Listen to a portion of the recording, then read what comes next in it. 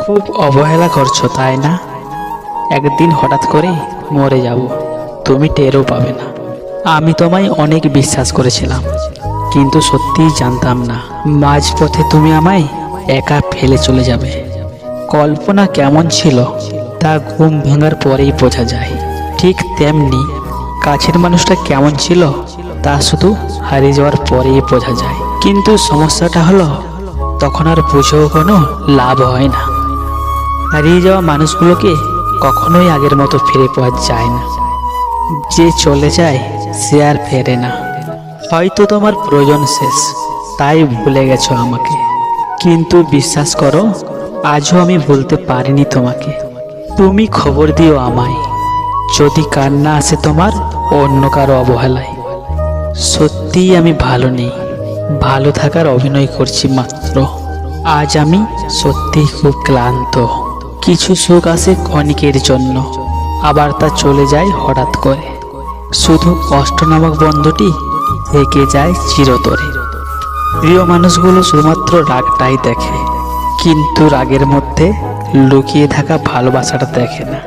সুখ নামের ময়না পাখি হয়তো আর আসবে না ফিরে আমার এই ছোট্ট মনের ঘরে। দুঃখ নামের নিষ্ঠুর পাখি আমার থাকবে সারা জনম ধরে। তুমি ভালো থেকো আমার সমাপ্তিতে, আমি না হয় হারিয়ে যাব তোমার অপ্রাপ্তিতে। আমার মনের মাঝে তুই ছাড়া আর কেউ ছিল না, আজও নেই আর থাকবেও না। আমি চোখ বুজলে শুধু তোকেই দেখতে পাই। আমায় ভুলে গেলে যেতে পারো, তোমাকে বাধা দেব না। জোর করে কিছু পাওয়া যায় না, মন থেকে মিস করি তোমায়, মুখ থেকে নয়। জীবনের শেষ মুহূর্তেও যেন একবার দেখা হয়। আমি জানি তোমাকে পাওয়া আমার সত্যিই ভাগ্যে নেই, কিন্তু সেটা আমি বুঝি। আমার অবুঝ মনটা বুঝতে চায় না। ঘুমহীন কত রাত যে কেঁদে কেঁদে কাটিয়েছি, সেটা শুধুমাত্র আমার দু চোখেই জানে। যে মানুষ একবার কাউকে ভালোবেসে বিশ্বাস করে ঠকেছে, সে আর কখনো কাউকে সহজে বিশ্বাস করতে চায় না। আমি চাইলেই আমার প্রত্যেকটা কষ্টের প্রতিশোধ নিতে পারতাম, কিন্তু নেই, কারণ তার মুখের হাসিটা আমার কাছে ভীষণ দামি।